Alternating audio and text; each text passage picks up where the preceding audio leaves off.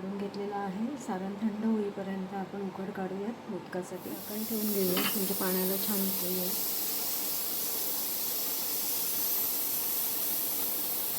टाकून घेतलेलं आहे. 5 मिनटं आपण वेट करूयात वाफ येईपर्यंत.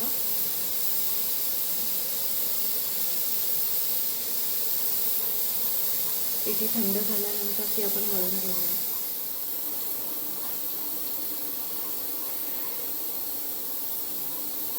मोदक करायला घेऊया. थोडंसं पीठ घालूया. आता ग्राउंडरचं असं गोल करून थोडं साखर करून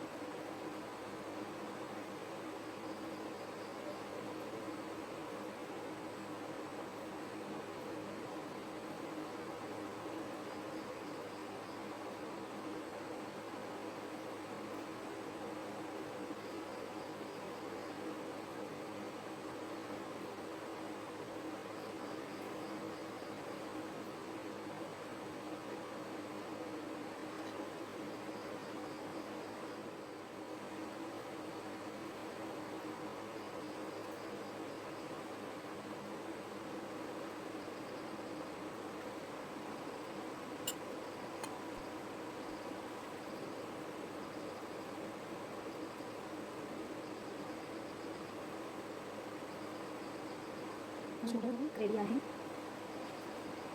स्टीम करून घेऊयात. एक 15 ते 20 मिनटं मोदक आपले स्टीम करून घेऊयात.